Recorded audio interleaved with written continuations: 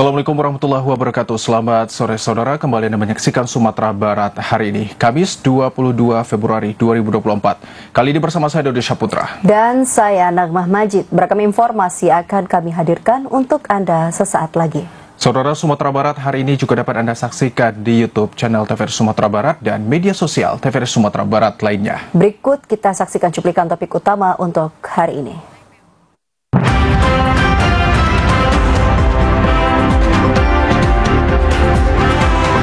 Empat pohon tumbang di Kota Padang akibat hujan dan angin kencang. Harga beras Solok naik signifikan.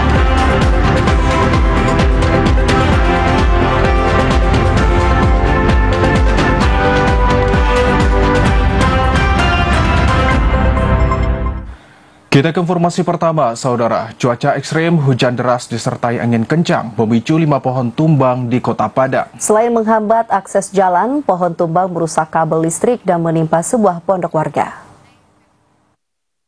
Tim reaksi cepat dari BPBD Kota Padang melakukan evakuasi terhadap 5 titik pohon tumbang di sejumlah kecamatan yang ada di Kota Padang.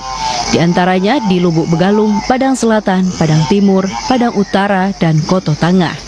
5 pohon yang tumbang memiliki rata-rata panjang 17 sampai 20 meter dan diameter 60 hingga 100 cm. Selain menghambat akses jalan, pohon tumbang juga merusak kabel listrik dan menimpa pondok warga. Kalaksa BPBD Kota Padang, Henry Zulfiton, mengatakan 5 pohon tumbang tersebut dipicu cuaca ekstrim, hujan disertai angin kencang yang melanda Kota Padang. Informasi pagi hari tadi juga terjadi pohon tumbang seperti di sebelah Padang sudah dievakuasi, kemudian di Anas di Kelas Raya, dan ada juga di Bakarang. Terakhir informasinya di Kota Tengah, dan itu sedang melaksanakan evakuasi uang tersebut. Berdasarkan catatan BPBD Kota Padang, dalam sepekan pohon tumbang akibat cuaca ekstrim hujan disertai angin kencang lebih kurang 40 pohon. BPBD Kota Padang mengimbau kepada masyarakat untuk waspada cuaca ekstrim seperti hujan disertai angin kencang yang diprediksi akan terjadi beberapa hari ke depan yang bisa memicu terjadinya pohon tumbang, longsor, dan banjir. Redoja Yusman, TVRI Sumatera Barat. Saudara, seorang nelayan Ulak Karang, Kecamatan Padang Utara, Kota Padang ditemukan meninggal dunia usai dilaporkan hilang. Nelayan tersebut ditemukan 200 meter dari titik kapalnya yang dihantam gelombang tinggi.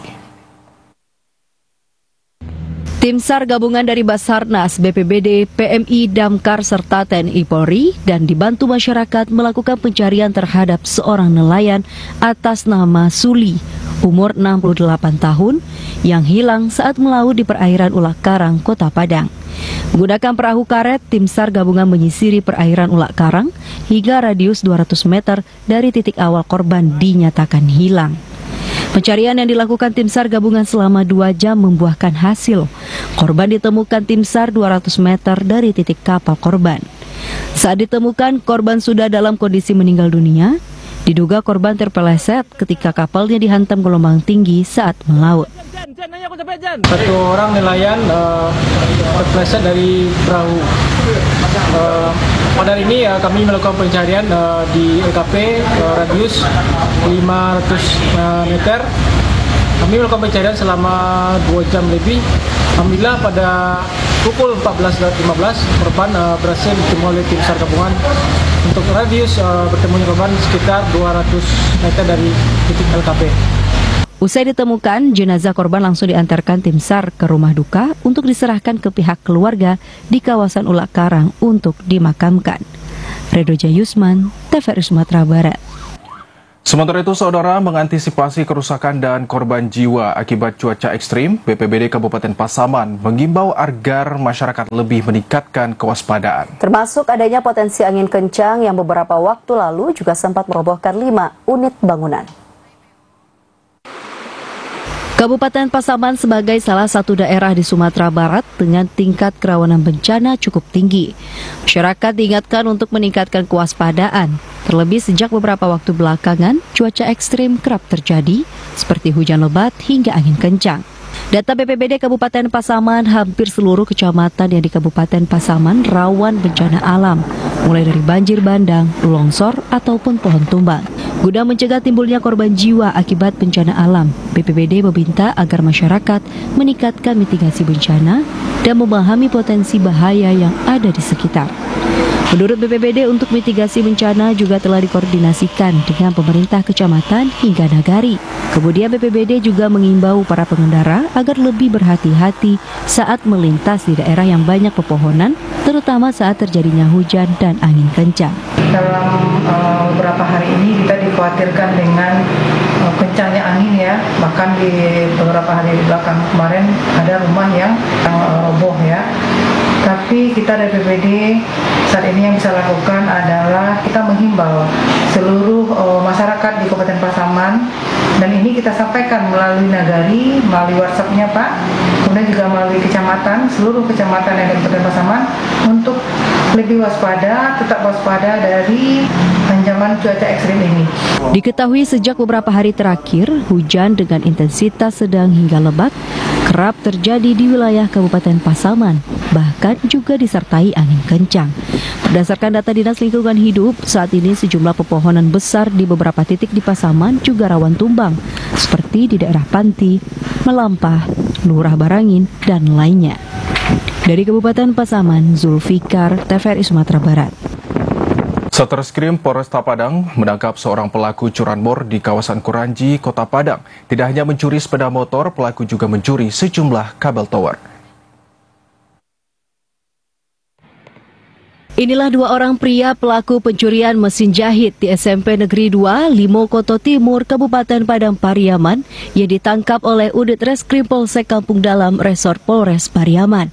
Kedua pelaku tersebut masing-masing berinisial PLK 33 tahun, warga Koto Tinggi Nagari Gunung Padang Alai, dan RN 29 tahun, warga Ulu Banda Kenegarian Malalak Barat, Kecamatan Malalak, Kabupaten Agam. Kapolres Pariaman AKBP Adrianaldo Ademi mengatakan penangkapan kedua pelaku berdasarkan atas laporan tentang tindak pidana pencurian berupa 6 unit mesin jahit bordir yang terjadi di SMP Negeri 2, Limokoto Timur atau di Korong Koto Tinggi, Nagari Gunung Padang Alai, Kecamatan Limokoto Timur, Kabupaten Padang Pariaman. Mesin jahit milik sekolah raib dibawa kabur kawanan pencuri. Berbekal dari laporan itu, kepolisian dari Polsek Kampung Dalam dibantu Satreskrim Polres Pariaman langsung melakukan serangkaian penyelidikan serta mengumpulkan sejumlah keterangan saksi-saksi di lokasi TKP. Hingga akhirnya beberapa hari sejak kejadian, kedua pelaku ditemukan keberadaannya dan ditangkap di dua lokasi berbeda. Dari tangan pelaku, petugas menyita barang bukti berupa 3 unit mesin bordir dan 1 unit meja mesin bordir. Sementara sisanya masih dalam pencarian. Atas laporan ini, dari Polsek Kampung Dalam melakukan tindakan cepat TPTKP, tindakan TKP, mengecek gudang, kemudian berkoordinasi dengan Kasareskrim melakukan identifikasi pada tim identitas. Dari gerak cepat tersebut,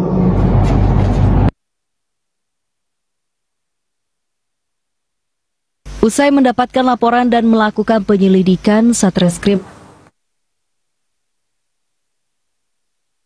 Saudara, informasi tadi terkait dengan 2 orang pria pelaku pencurian mesin jahit di SMP Negeri 2, Limokoto Timur, Kabupaten Padang Pariaman, ditangkap unit Reskrim Polsek Kampung Dalam Resort Polres Pariaman. Dan kita kembali ke informasi selanjutnya. Satreskrim Polresta Padang menangkap seorang pelaku curanmor di kawasan Kuranji, Kota Padang. Tidak hanya mencuri sepeda motor, pelaku juga mencuri sejumlah kabel tower.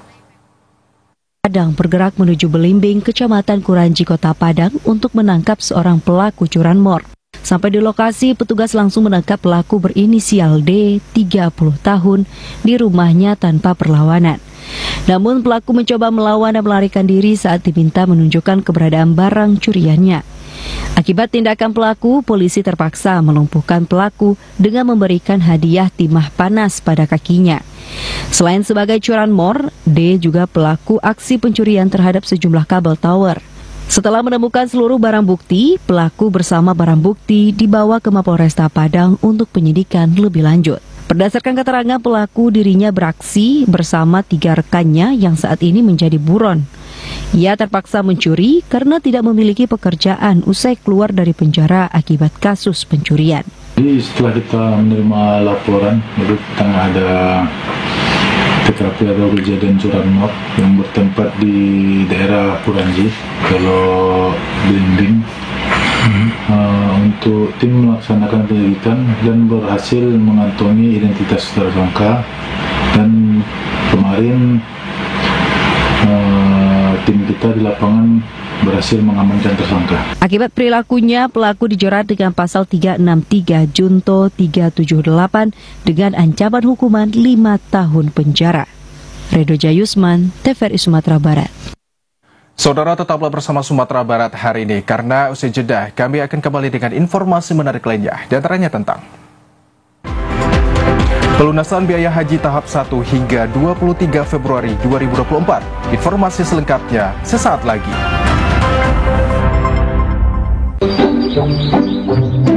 Jadi, Bapak Ibu sekalian, memang untuk penyaluran set-top box gratis wilayah ini, kamilah penanggung jawabnya. Benar, LPS lah yang berkomitmen menyediakan bantuan STB untuk rumah tangga miskin. Perkiraan jumlah rumah tangga miskin 6,7 juta. Ini sesuai PP 46 tahun 2021. Kominfo pun juga ikut dalam penyaluran STB. Pemerintah mempersiapkan sekitar 1 juta bantuan STB. Walah, jadi wilayah ini tanggung jawab TV swasta. Iya. Nah, jika Bapak Ibu ingin memantau info penyaluran STB, bisa lihat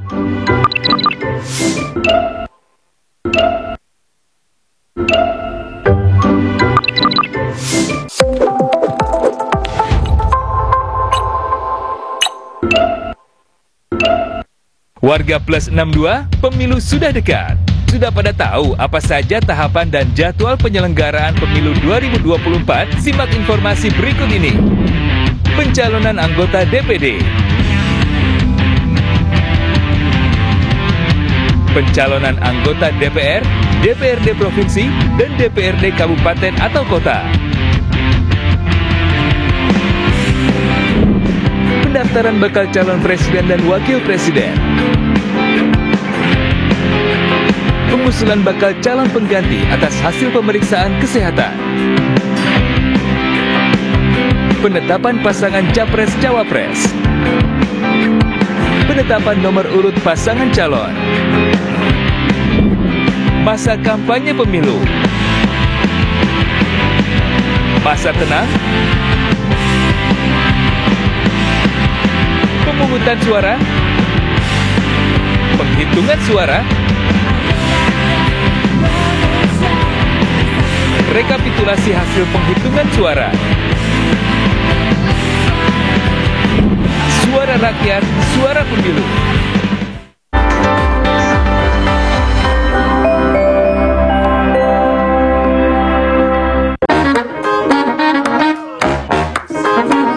Halo, aku Modi, sobat digitalmu. Kamu tahu nggak kalau siaran TV analog akan diganti menjadi digital? Caranya gampang banget loh. Kamu hanya perlu menginstal set-top box. Ayo, ikuti Modi.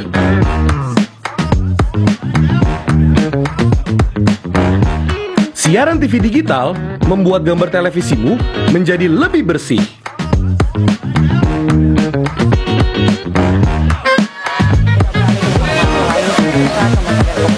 Tidak hanya bersih gambarnya, siaran TV digital juga lebih jernih suaranya. Terus membangun infrastruktur telekomunikasi di wilayah tertinggal, terdepan dan keluar aktivitas.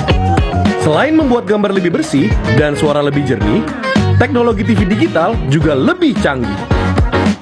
Ayo, kita kembali ke lab. Ayo, segera bermigrasi ke siaran TV digital. Bersih gambarnya, jernih suaranya, canggih teknologinya.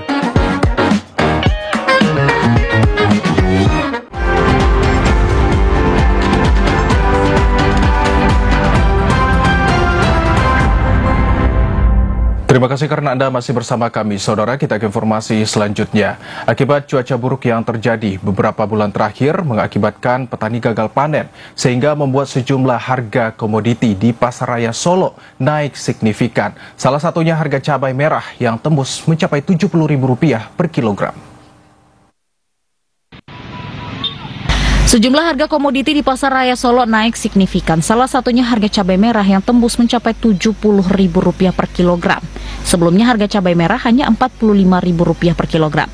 Sementara untuk harga cabai hijau sebelumnya Rp30.000 per kilogram naik menjadi Rp45.000 per kilogram. Menurut pedagang, kenaikan harga cabai merah dan cabai hijau ini sudah terjadi sejak 3 minggu terakhir. Kenaikan tersebut diduga akibat pasokan kurang dan faktor cuaca yang mengakibatkan petani lokal gagal panen. Sementara itu, sejumlah harga komoditi lainnya yang ikut mengalami kenaikan, diantaranya harga jual bawang merah sebelumnya hanya berkisar Rp25.000 per kilogram, naik menjadi Rp30.000 per kilogram. Sementara harga jual kentang yang sebelumnya Rp10.000 per kilogram, naik menjadi Rp18.000 per kilogram. Tomat saat ini Rp15.000 per kilogram, dan bawang putih Rp35.000 per kilogram. Sekarang naik. Berapa sekarang kilo kita jual? Sekarang kalau mengencer di ini 72.000. Barang-barang yang lainnya naiknya apa aja? Sayur-sayuran. Contohnya tomat, bawang, kentang. Kemarin itu kan orangnya kan gagal panen, kita gagal panen. Sementara itu, akibat naiknya sejumlah komoditi sembako membuat daya beli masyarakat menjadi lemah. Melihat keadaan cuaca saat ini, menurut perkiraan pedagang, kenaikan harga akan bertahan lama mengingat keadaan cuaca yang masih ekstrim. Dari Kota Solo, Ari Pratama Setiawan, TVRI Sumatera Barat. Itu saudara, diduga akibat petani gagal panen, harga beras Solo di Pasar Raya Kota Solo naik signifikan. Pedagang memperkirakan kondisi naiknya harga beras tersebut akan bertahan lama hingga musim panen berikutnya. Harga beras Solo di Pasar Raya Kota Solo saat ini mengalami kenaikan sangat signifikan. Kenaikan terjadi untuk semua jenis beras yang berkisar Rp1.500 dari harga sebelumnya. Seperti harga beras Solo jenis anak daro, cisokan, dan cerede sebelumnya dijual Rp16.000 per kilogram. Saat ini naik menjadi Rp17.500 per kilogram. Sementara harga beras jenis bujang marantau, pandan pulau, dan sejenisnya sebelumnya seharga Rp15.000 per kilogram, saat ini naik menjadi Rp16.500 per kilogram. Menurut pedagang, faktor kenaikan harga beras ini terjadi akibat banyaknya para petani yang mengalami gagal panen karena cuaca ekstrim dalam beberapa minggu belakangan ini. Selain itu juga disebabkan serangan hama tikus, sehingga hasil panen turun hingga 60%. Selain itu, pedagang juga memperkirakan kondisi naiknya harga beras Solo ini akan bertahan lama hingga musim panen berikutnya. Para pedagang berharap pada masa musim tanam padi saat ini, para petani mendapatkan hasil panen yang berlimpah, sehingga harga beras kembali stabil. Beras Solo. Iya, per kilonya, Bu. 17,5, anak daro, cerede, sokan. Itu naik apa turun? Naik. Naik sedikit. Berapa? Sebelumnya berapa, Bu? Sebelumnya bisa 16,5, 17. Kalau beras menengahnya, pandan pulau, bujang marantau, itu 16,5. Sebelumnya 15. Ini naiknya kenapa, Bu? Karena kegagalan panen. Gagal panen petani kita, Bu. Penyebab gagal panennya tahu Ibu apa? Penyebabnya mungkin hama tikus. Hama tikus ya, Bu. Naiknya harga beras juga memicu naiknya harga ketan, diantaranya harga ketan putih yang sebelumnya Rp15.000 per liter naik menjadi Rp19.000 per liter. Harga ketan merah naik menjadi Rp18.000 per liter yang sebelumnya hanya Rp15.000. Sementara untuk ketan hitam masih stabil Rp17.000 per liter. Dari Kota Solo, Ari Pratama Setiawan, TVRI Sumatera Barat. Ya saudara, untuk mengetahui seperti apa perkembangan harga bahan pokok di Pasar Raya Kota Solo, saat ini kita telah terhubung dengan kontributor TVRI Sumatera Barat, Ari Pratama Setiawan. Halo, selamat sore Ari, bagaimana perkembangan harga bahan pokok di Pasar Raya Kota Solo saat ini? Silakan dengan laporan Anda. Ya, baik Dodi. Dari Kota Solo dapat saya laporkan, saat ini saya sedang berada di kawasan Pasar Raya Kota Solo. Memang terjadi kenaikan harga sejumlah komoditi dan harga beras Solo naik. Dapat saya laporkan dulu, untuk harga komoditi yang naik itu adalah cabai merah, di mana harga cabai merah saat ini tembus Rp70.000 per kilogram. Menurut pedagang, bahkan kemarin beberapa hari yang lalu sempat tembus Rp80.000 per kilogram. namun sekarang sudah turun menjadi Rp70.000 per kilogram. Sementara harga yang lainnya juga ikut naik seperti bawang Rp30.000, tomat, kentang, dan komoditi lainnya. Menurut pedagang, kenaikan harga ini dipicu akibat faktor cuaca yang ekstrim, sehingga mengakibatkan petani gagal panen. Sementara untuk harga beras sendiri juga naik, seperti harga beras Solo seperti Anak Daro, Cisokan, dan Seredek. Saat ini harganya sebesar Rp17.500 per kilogram. Sebelumnya hanya berkisar Rp16.000 hingga Rp16.500 per kilogramnya. Sementara untuk beras Solo lainnya seperti Bujang Merantau dan Pandan Pulau itu saat ini harganya Rp16.500 per kilogram. Sebelumnya hanya Rp15.000 per kilogramnya. Menurut pedagang sendiri, kenaikan harga beras terjadi akibat selain faktor cuaca yang membuat petani gagal panen, juga akibat hama tikus. Banyak petani yang gagal panen akibat hama tikus. Itu sebelumnya menurut pedagang, biasanya petani bisa menghasilkan panen 1.500 sukat. Kalau sekarang hanya 450 sampai 500 sukat. Artinya itu turun sekitar 50% penurunan panen dari pedagang sendiri, dari petani sendiri. Sementara menurut pedagang sendiri, belum ada pemerintah setempat untuk turun melakukan sidak atau menstabilkan harga. Dan menurut pedagang, perkiraan harga ini akan terus naik hingga sampai Lebaran nanti. Mungkin harga ini akan stabil ketika setelah musim panen selanjutnya, jika hasil panennya baik gitu. Kalau seandainya panennya masih baik, maka harganya akan masih tetap tinggi. Begitu, Dodi.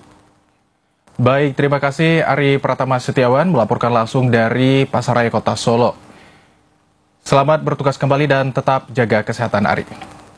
Saudara, kita ke informasi selanjutnya. Harga beras di tingkat pengecar di Kota Padang mengalami kenaikan sejak 1 bulan terakhir. Kenaikan harga berlaku untuk seluruh jenis beras dengan rentang harga Rp500 hingga Rp1.000 per kilogram.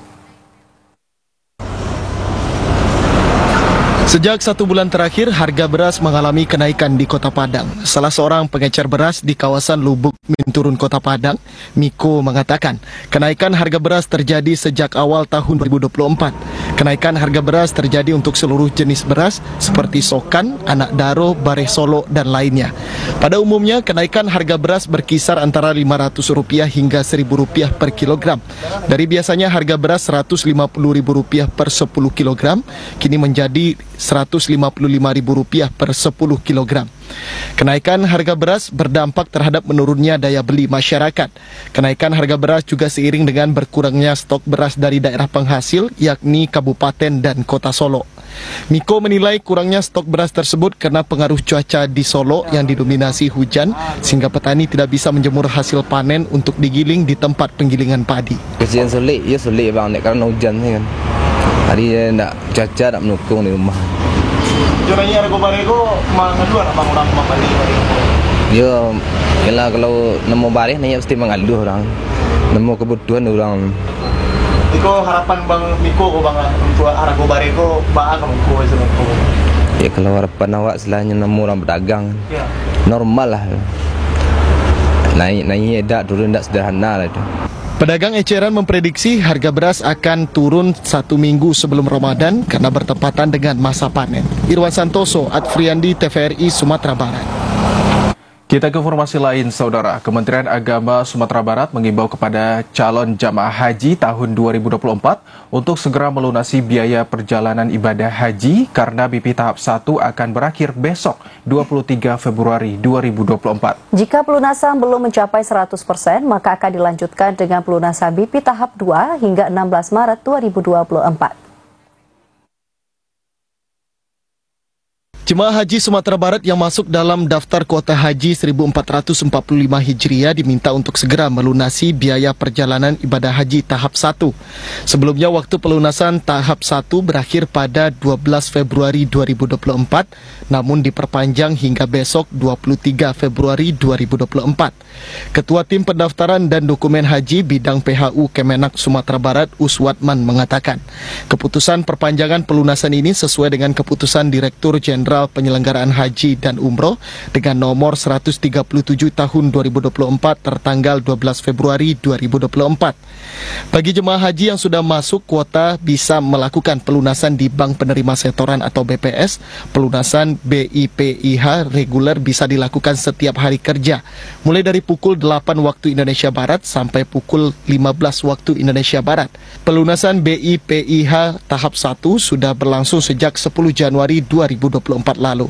Hingga hari ini jemaah haji Sumatera Barat yang sudah melunasi BIPIH sebanyak 3.613 orang dari kuota Sumatera Barat sebanyak 4.613 orang.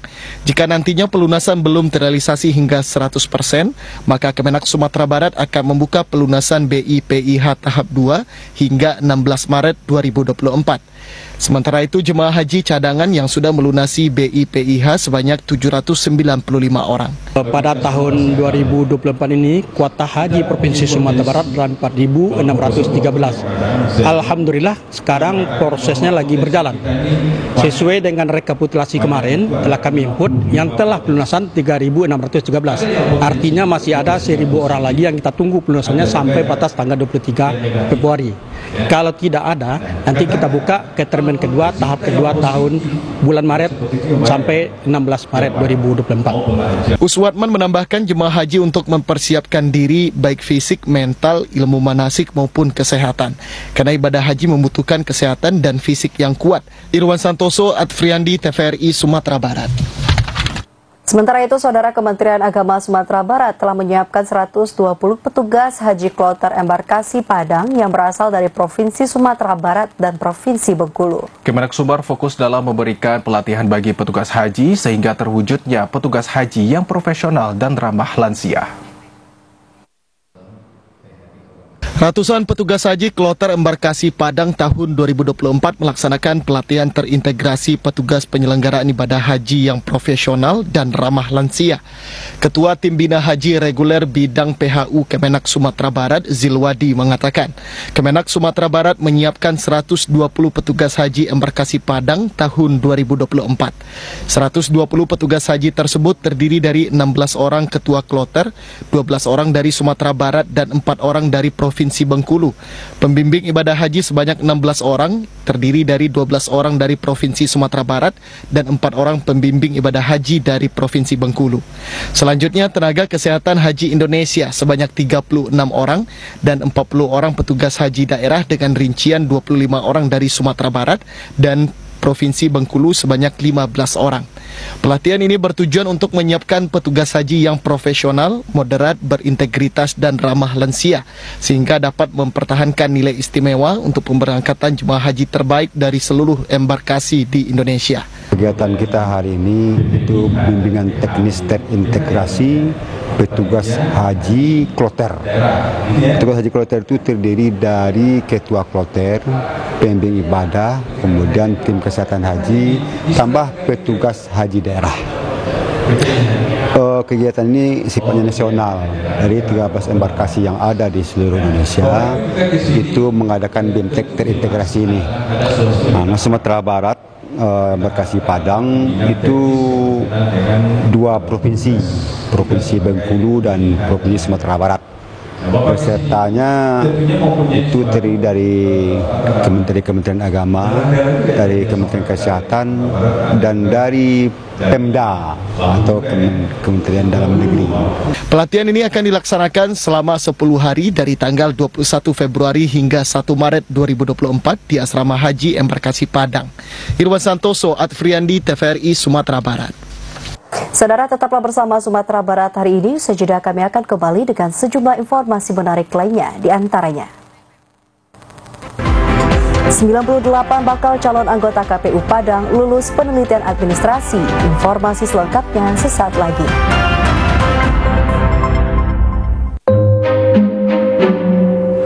si Mida, cucu Tek Roy. Nampak kitik sekali dah, Ambo. Cincin stinting dulu ya, dah. Wih, sebenarnya santing kok. Ya, pada suka ambilan balik. Iyo, cok banget tuh. Pasunyo bulan pastam baru pai. Kini lah pai lo balik.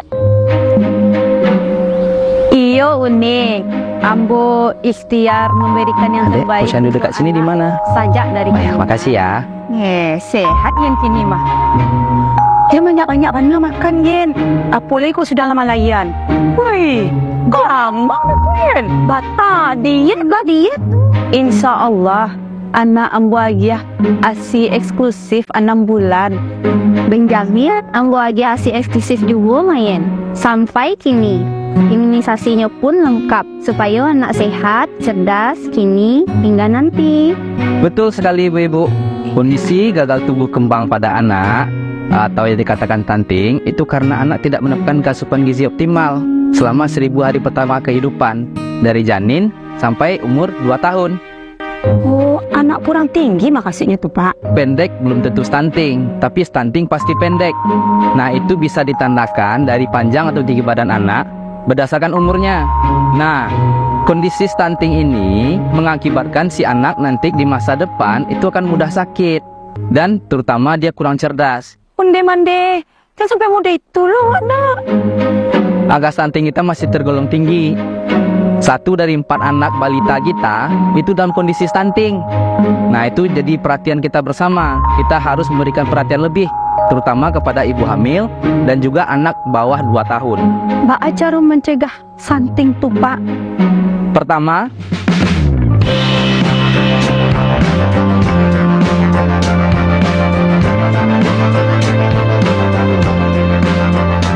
kalau adonan new diet supaya budinya gol balik, mbak tuh Pak. Yo, ada pula tuh ibu yang tak nio magi anaknya asi, mbak tuh Pak. Nah, ibu menyusui itu nak Bu harus mendapatkan cukup gizi, cukup makanan, karena dia tuh harus memberikan anak juga makanan melalui ASI mereka. Jadi kalau kita dietnya yang salah, kasihan kita sama anak kita Ibu. Oh gitu. Ya, pencegahan dan penanganan stunting itu jadi tanggung jawab kita bersama untuk menghadirkan sumber daya manusia yang unggul, menyongsong Indonesia Emas 2045.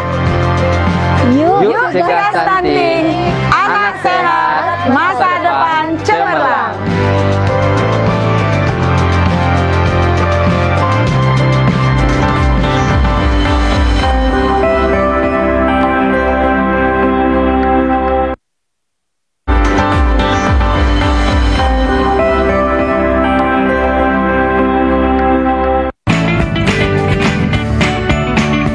Gimana?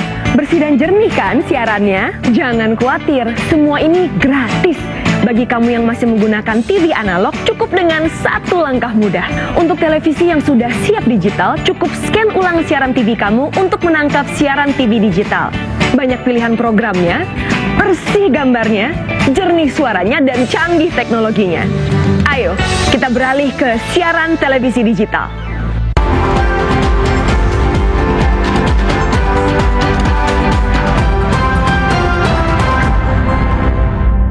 Terima kasih karena Anda masih bersama kami saudara. Kita ke informasi selanjutnya. TPS yang melakukan pemungutan suara ulang atau PSU hingga hari ini di Sumatera Barat berjumlah 18 TPS. Bertambahnya jumlah TPS yang melakukan pemungutan suara ulang ini akibat adanya rekomendasi dari pengawas TPS karena pengawas menemukan kejanggalan saat dilakukan pemungutan suara.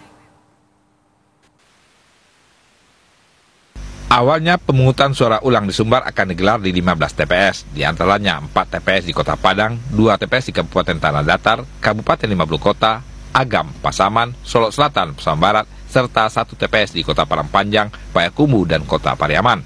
Kemudian setelah dilakukan saran perbaikan berdasarkan rekomendasi dari pengawas TPS, terdapat 3 tambahan pemungutan suara ulang, yakni 2 TPS di Kota Bukit Tinggi dan 1 TPS di Kota Padang Pariaman. Bertambahnya jumlah TPS yang melakukan pemungutan suara ulang di Sumatera Barat ini akibat adanya rekomendasi dari pengawas TPS karena pengawas menemukan kejanggalan saat dilakukan pemungutan suara, seperti adanya pemilih yang tidak memiliki KTP elektronik dan tidak terdaftar di DPT maupun DPTB.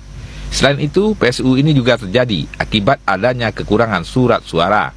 Namun, kondisi ini tidak dilaporkan oleh KPPS ke PPS, sehingga saat di PPK baru diketahui adanya perbedaan data pengguna hak pilih DPT antar pemilih legislatif dan DPD di TPS tersebut.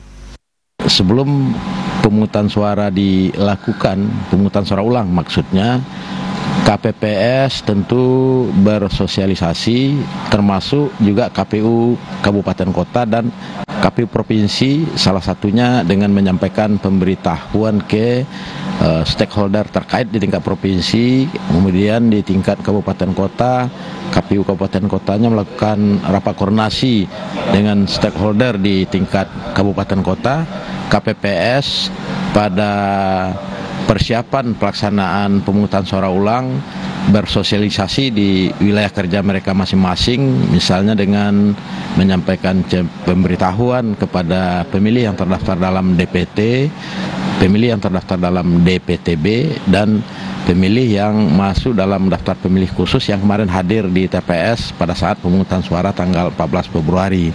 Pemilihan suara ulang ini akan dilaksanakan pada Sabtu 24 Februari mendatang. Sementara surat suara akan datang 1 hari jelang pemungutan suara ulang. Nur Kalbi, TVRI Sumatera Barat. Sementara itu, Saudara, Bawaslu Kabupaten Pasaman Barat mengintensifkan pengawasan rekapitulasi penghitungan suara dan tahapan pemungutan suara ulang di TPS 08 Lingkuang Awa. Hingga hari ini Bawaslu belum menemukan pelanggaran yang menonjol dalam tahapan yang sedang berlangsung. Bawaslu Kabupaten Pasaman Barat mengintensifkan pengawasan rekapitulasi penghitungan suara di tingkat PPK. Tim Panwaslu dan komisioner melekat di setiap kecamatan memantau tahapan pemilu yang berlangsung. Tim juga aktif melakukan pengawasan persiapan pemungutan suara ulang atau PSU yang akan dilakukan di TPS 08 Nagari Lingkuang Awa. PSU direncanakan akan dilaksanakan serentak Sabtu depan atau tanggal 24 Februari. Ketua Bawaslu Pasaman Barat Wan Har mengatakan saran perbaikan PSU itu hasil pengawasan PTPS saat hari pemungutan suara karena ada DPTB yang menggunakan surat suara DPRD Sumbar Dapil 4 Sumatera Barat. Padahal yang bersangkutan seharusnya tidak mendapatkan surat suara DPRD Provinsi. Setiap Panwaslu diminta bekerja maksimal mencegah pelanggaran sangat penting namun tidak meninggalkan proses penindakan di lapangan atau saran perbaikan lainnya agar pemilu di Pasaman Barat bisa berkualitas. Komisioner Bawaslu juga memonitoring setiap kegiatan dan tahapan pemilu. Berdasarkan keterangan KPPS-nya, KPPS ini salah memberikan. Jadi yang seharusnya dia berikan 3 jenis surat suara tadi, tetapi yang DPD-nya tidak diberikan dan terberikanlah jenis surat suara DPRD Provinsi. Oke, itu apa akan langkah pengawasan kita lakukan di lapangan nanti itu? Ya.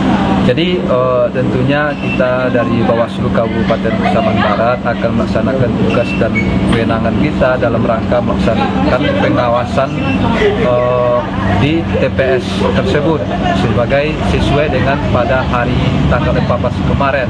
Jadi kita akan melakukan pengawasan melekat di TPS 08 itu yang insya Allah akan dilaksanakan tanggal 24 Februari tahun 2020. Selama tahapan pemilu, Bawaslu sudah memproses beberapa laporan dan dugaan pelanggaran pemilu, baik berupa laporan masyarakat atau hasil temuan Bawaslu. Bahkan beberapa saksi sudah diperiksa terkait laporan tersebut. Bawaslu meminta masyarakat turun berperan aktif dalam pengawasan agar pemilu berkualitas. Demikian laporan Andika Disa Putra, TVRI Sumatera Barat. Saudara, meski saat ini telah tersebar data hasil perhitungan suara internal milik saksi pihak tertentu, KPU Kota Solo mengimbau masyarakat untuk menghormati dan saling menjaga kondusivitas karena hasil resmi perhitungan suara nantinya tetap dari KPU.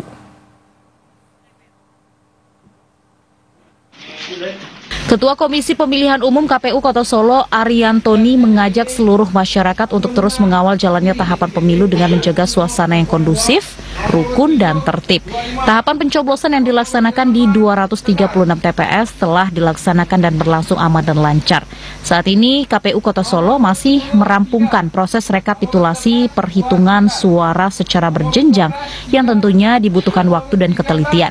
Sembari menunggu hasil dari KPU dan proses rekapitulasi berjalan lancar, masyarakat diminta untuk menjaga kerukunan dan menciptakan kamtipmas yang aman di tengah masyarakat. Meski saat ini telah tersebar data hasil hasil penghitungan suara internal milik saksi pihak tertentu. KPU menghimbau masyarakat untuk menghormati dan saling menjaga kondusivitas, sebab hasil resmi penghitungan suara nantinya tetap dari KPU. Sementara itu diketahui rekapitulasi penghitungan suara di tingkat kecamatan Kota Solo saat ini hanya tinggal beberapa kelurahan lagi seperti Kelurahan Nanbalimo, Kelurahan Simpang Rumbio, dan Kelurahan Aro 4 Korong. Sesuai dengan PKPU 5 tahun 2024 yang baru keluar, itu kita punya tahapan paling lambat itu menyerahkan ke provinsi tanggal 6 Maret. Artinya sebelum itu tentunya kita harus menyelesaikan semuanya. Untuk masyarakat khususnya Kota Solo, kita himbau apapun bentuk dan hasil yang keluar dari quick count, baik itu dari partai maupun media sosial, perorangan maupun lembaga lainnya, kita berharap seluruh masyarakat tetap memahami bahasanya yang resmi itu adalah keluar dari KPU. Sementara itu setelah selesai nantinya melaksanakan rekapitulasi tingkat kecamatan, maka pihak KPU Kota Solo akan melakukan rapat pleno untuk mempersiapkan rekapitulasi di tingkat kota. Dari Kota Solo, Ari Pratama Setiawan, TVRI Sumatera Barat. Saudara, dari 120 orang pelamar yang mendaftarkan diri sebagai bakal calon anggota Komisi Pemilihan Umum Kota Padang periode 2024-2029, sebanyak 98 orang diantaranya dinyatakan lulus penelitian administrasi oleh tim seleksi anggota KPU Kota Padang.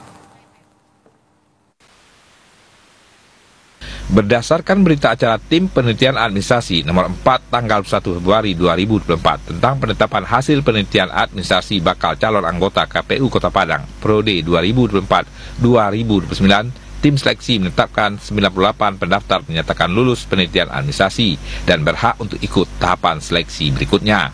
Sekretaris Tim Seleksi Anggota KPU Kota Padang Ulia menyebutkan, peserta yang lulus penelitian administrasi akan mengikuti seleksi tertulis dan tes psikologi yang akan dilaksanakan Minggu 25 Februari hingga Senin 26 Februari 2024 bertempat di gedung PPG Universitas Negeri Padang. Untuk jawab seleksi tertulis dilaksanakan pada hari Minggu 25 Februari 2024 pukul 8 waktu Indonesia bagian Barat hingga selesai. Sementara tes psikologi dilaksanakan di salah satu hotel di Kota Padang pada hari Senin 25 Februari 2024 pukul 7 waktu Indonesia bagian Barat. Untuk menentukan 20 besar dari hasil tes CAT dan tes psikologi ini. Jadi nanti dari tahap selanjutnya itu menghasilkan 20 besar untuk maju ke tahap selanjutnya, itu tes wawancara dan tes kesehatan. Tes kesehatan nanti juga dilakukan oleh tim kesehatan Mabes TNI Angkatan Darat. Nah, jadi nanti dari hasil ujian wawancara dan ujian tes kesehatan nanti akan menghasilkan lagi nanti 10 besar. Jadi 10 besar inilah nanti akan kita serahkan ke KPU RI untuk dilakukan fit and proper test menuju 5 besar. Dari 98 pendaftar dinyatakan lulus penelitian administrasi ini, terdapat 3 komisioner KPU Padang yang saat ini masih menjabat, di antaranya Arianto, Aswirman, dan Amin Mutakin. Sementara itu juga terdapat mantan anggota KPU periode 2014-2019 Chandra Eka Putra, serta mantan Ketua Bawaslu Kota Padang Dori Putra. Nur Kalbi, TVRI Sumatera Barat. Saudara, kita beralih ke informasi lainnya. Pemerintah Kota Padang melalui BKPSDM tahun ini mengusulkan formasi CPNS lebih besar dari P3K. Formasi CPNS yang diusulkan sesuai dengan kebutuhan pemerintah Kota Padang, yakni sekitar 18.000, sementara usulan P3K sekitar 2.500. Kepala BKPSDM Kota Padang menjelaskan, sejak 3 tahun terakhir Kota Padang kekurangan pegawai sebanyak 18 ribuan. Hal ini mengingat setiap tahunnya ada sekitar 600 pegawai yang memasuki masa pensiun. Untuk itu adanya wacana pembukaan CPNS tahun ini dimanfaatkan pemerintah Kota Padang untuk mengusulkan formasi kebutuhan pegawai negeri sipil atau PNS. Formasi yang diusulkan sebanyak pegawai yang dibutuhkan yakni 18.000.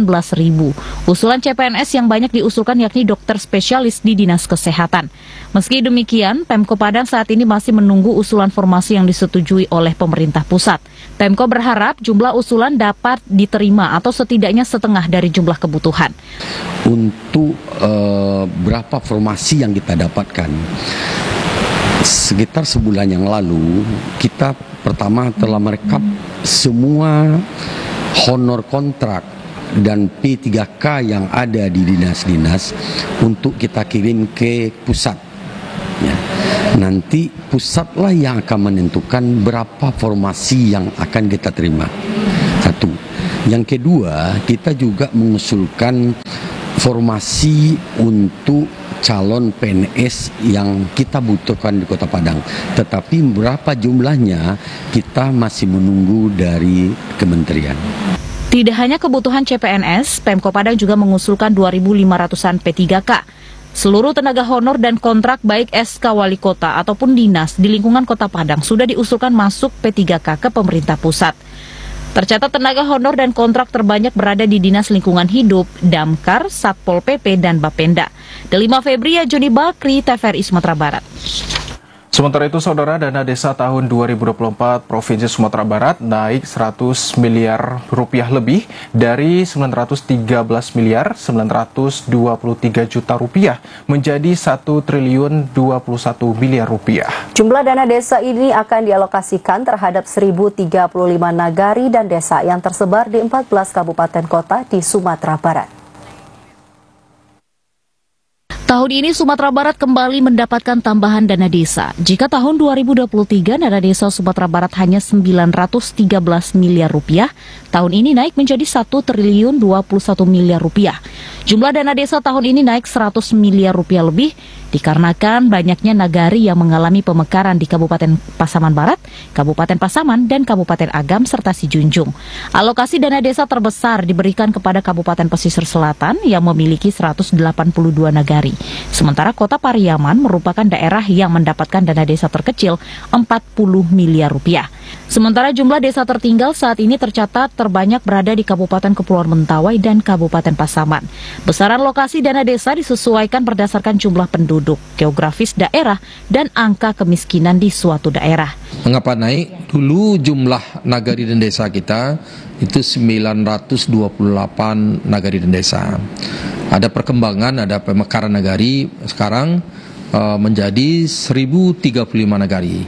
Itu berada di, ada pertambahannya itu ada di Pasaman Barat, di Kabupaten Pasaman dan Kabupaten Agam, dan satu desa yang ada di Sijunjung gitu. Jadi jumlah kita sekarang 1035 nagari dan desa. Fokus dana desa tahun ini digunakan untuk bantuan langsung tunai atau BLT, ketahanan pangan, dan upaya pengendalian stunting. Delima Febria, Joni Bakri, TVRI Sumatera Barat. Saudara, berikut kita ikuti informasi dari provinsi lainnya di wilayah Sumatera yang terangkum dalam segmen Lintas Andalas.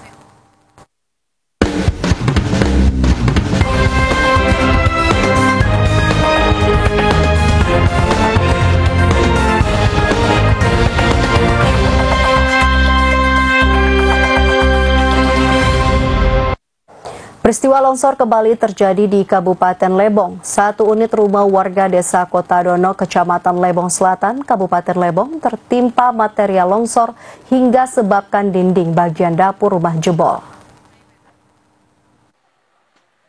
Inilah kondisi pasca material longsor menerjang satu unit rumah warga setempat hingga jebol di bagian dapur.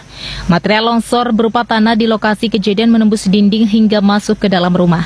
Material longsor terus dilakukan evakuasi tim gabungan TNI Polri dan BPBD Kabupaten Lebong bersama warga setempat hingga Rabu siang.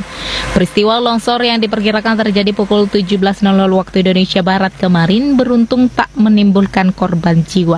Memang beberapa hari ini turun hujan cukup intensitas itu tinggi dari sore kemarin. Akhirnya karena kontur tanah kita memang labil, jadi pergerakan tanah sangat mudah sekali. Jadi ada beberapa titik terjadi longsor, terutama di desa Kutai-Donok. Meski tak ada korban jiwa, kerugian ditaksir capai puluhan juta rupiah. Evakuasi material cukup menyulitkan tim gabungan karena lokasi kejadian berdekatan dengan tebing curam dengan kontur tanah yang labil. Satu unit mobil damkar turut diterjunkan guna mempercepat proses evakuasi untuk menyiram timbunan tanah longsoran. Kami akan segera mengupayakan secepat mungkin, Pak. Misalnya dalam artian membantu masyarakat warga yang tanah longsor yang di rumah dan juga yang terutama juga di jalan sebagai akses untuk jalan umum agar segera bisa dilewati dan dinikmati oleh semua warga. Atri Prasetyo, TVRI Bengkulu melaporkan. Saudara, korban pemukulan bentrok dua kubu calon anggota legislatif warga Dusun Lima Aman, Damai Desa Harapan Jaya, Kecamatan Selepan, Kabupaten Langkat, melapor ke Mapolres Langkat. Sebanyak 3 orang ibu-ibu yang telah menjadi korban kerusuhan dua kubu calon anggota legislatif melapor ke Mapolres Langkat atas pemukulan oleh salah seorang tim sukses dari calon anggota legislatif. Pelaporan 3 orang warga ini didampingi kuasa hukum dari salah satu partai politik yang juga merupakan pesaing politik dari anggota legislatif petahanan di Desa Harapan Maju, Kecamatan Selepan, Kabupaten Langkat. 3 orang warga ini menjadi korban pemukulan tim sukses dengan menggunakan pompa besi sepeda dengan cara diputarkan karena di sekeliling rumah tim sukses tersebut sudah ramai dikerumuni warga.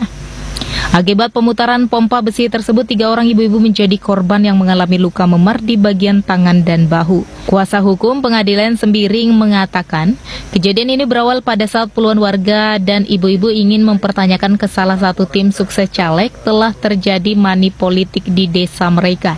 Karena tidak senang, akhirnya tim sukses tersebut langsung menyerang warga. Ini bikin laporan terhadap pelaku penganiayaan. Karena kan Ibu Legina ini dipukul, ada 3 orang ini. Terus apa korbannya ini? Kronologis yang kita terima dari Ibu Legian ini bahwa kan beliau ini menanyakan ke rumah pelaku terkait dengan yang diduga ada melakukan mani politik di kampung itu. Nah, tapi si pelaku tidak terima, malah dia menyerang balik ibu-ibu ini. Nah, itu yang kita dapatkan. Kalau menurut keterangan dari ibu ini adalah pompa sepeda motor, tapi yang terbuat dari besi. Gitu. Jadi 3 ibu-ibu ini dipukul, jadi mengakibatkan memar di tangan sampai bengkak, tidak bisa bergerak nih tangan ibu ini. Menindaklanjuti penyerahan tersebut, beberapa orang warga akan melakukan visum ke rumah sakit setempat guna kepentingan penyelidikan di Mapolres Langkat. Deva Armaya, TVRI Sumatera Utara melaporkan. Saudara, harga cabai merah mengalami kenaikan jelang memasuki bulan Ramadan. Pemerintah menyatakan kenaikan harga ini disebabkan minimnya stok di pasaran. Kenaikan harga bahan pokok kembali terjadi jelang memasuki bulan suci Ramadan. Dinas Perindakop UKM Seluma mencatat berdasarkan pemantauan harga terkini, harga cabai merah dan ayam potong mengalami kenaikan. Harga cabai merah kini berkisar dari Rp80.000 hingga Rp100.000 per kilogram. Sementara daging ayam potong telah menyentuh harga Rp40.000 per kilogramnya. Hal ini disebabkan berkurangnya stok cabai merah maupun ayam potong yang disediakan oleh pemasok ataupun penjual lokal di Kabupaten Seluma. Kenaikan harga ini diprediksi masih dapat mengalami perubahan pada saat memasuki Ramadan ataupun hingga mendekati Hari Raya Idul Fitri mendatang.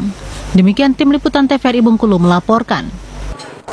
Saudara, informasi tadi sekaligus menutup perjumpaan kita dalam Sumatera Barat hari ini. Saya Nagmah Majid. Dan saya Indonesia Putra, mewakili kerabat kerja yang bertugas, mohon undur diri. Dan terima kasih atas kebersamaan Anda. Wassalamualaikum warahmatullahi wabarakatuh. Selamat sore dan sampai jumpa.